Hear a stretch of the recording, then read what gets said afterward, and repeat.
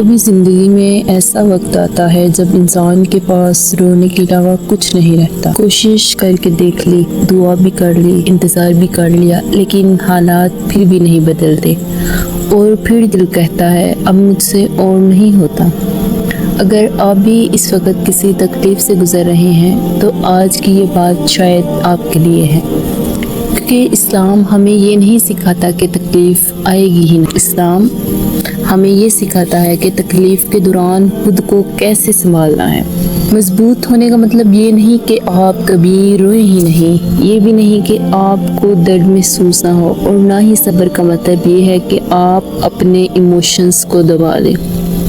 صبر کا مطلب یہ ہے کہ درد کے باوجود اللہ تعالیٰ سے اپنا تعلق نہ توڑیں۔ آپ رو سکتے ہیں، آپ تھک سکتے ہیں، آپ کسی پر بھروسہ کر کے اسے اپنی تکلیف بتا سکتے ہیں، لیکن مایوسی کو اپنے دل کا آخری جواب بننے نہیں دے سکتے۔ اللہ تعالیٰ صبر کرنے والوں کے بارے میں کیا فرماتا ہے؟ اللہ تعالیٰ فرماتا ہے بے شک اللہ صبر کرنے والوں کے ساتھ ہے۔ ذرا سوچیں، جب پوری دنیا آپ کو چھوڑ دے لیکن اللہ تعالیٰ کے ساتھ کہے میں صبر کرنے والوں کے ساتھ ہوں، تو پھر آپ واقعی اکیلے کیسے ہیں؟ سب سے مشکل صبر شاید وہ ہوتا ہے جب آپ دعا کر رہے ہوں اور پھر بھی حالات وہی ہوں۔ آپ ہر نماز میں مانگتے ہیں، رات کو اٹھ کر مانگتے ہیں، آنسوؤں کے ساتھ مانگتے ہیں، پھر بھی جواب نظر نہیں آتا۔ ایسے وقت میں شیطان دل میں وسوسے ڈالتا ہے، کیا اللہ میری دعا سن بھی رہا ہے؟ لیکن یاد رکھیں، جواب دیر سے آنا جواب نہ آنا نہیں ہوتا۔ ہمیں ہر چیز کی حکمت فوراً سمجھ نہیں آتی۔ صبر تب آسان ہوتا ہے جب سب کچھ ہمارے مطابق چل رہا ہو، نہیں۔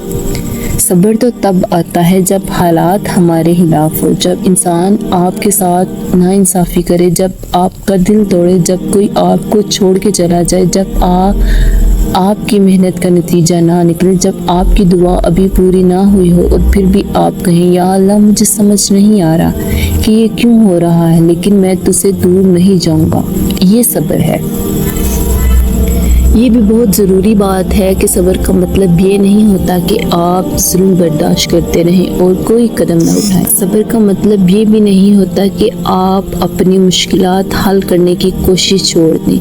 اگر کوئی مسئلہ ہے تو جائز طریقے سے حل تلاش کریں، اگر ناکام ہوئی ہیں تو دوبارہ کوشش کریں، اگر غلطی ہوئی ہے تو اسے درست کریں، اور جہاں آپ کے اختیار سے باہر ہیں وہاں اللہ تعالیٰ پر بھروسہ کریں۔ کوشش آپ کی ذمہ داری ہے، نتیجہ اللہ تعالیٰ کی ذات کے اختیار میں ہے۔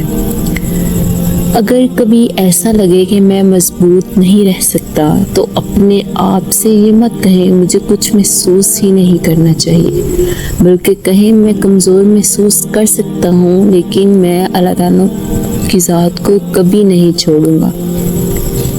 کبھی کبھی مضبوط رہنے کا مطلب صرف اتنا ہوتا ہے کہ آپ آج کا دن گزار لیں، نماز پڑھ لیں، دعا کر لیں، قرآن مجید پڑھ لیں، اور خود سے کہیں میں ابھی ہارا نہیں ہوں۔ اللہ تعالیٰ قرآن مجید میں فرماتے ہیں بے شک مشکل کے ساتھ آسانی ہے۔ غور کریں، اللہ تعالیٰ نے یہ نہیں فرمایا کہ زندگی میں مشکل آئے گی ہی نہیں، بلکہ فرمایا مشکل کے ساتھ آسانی ہے، یعنی مشکل آپ کی پوری کہانی نہیں ہے، یہ صرف ایک چیپٹر ہے۔ تو اگر آج آپ کسی تکلیف میں ہیں، آپ کو لگ رہا ہے کہ آپ مزید نہیں سہ سکتے، تو صرف اتنا یاد رکھیں آپ کو پوری زندگی کا بوجھ آج نہیں اٹھانا، بس اللہ تعالیٰ کو یاد کرنا ہے، اس کے ساتھ گزارنا ہے، کل کی فکر کل کریں گے۔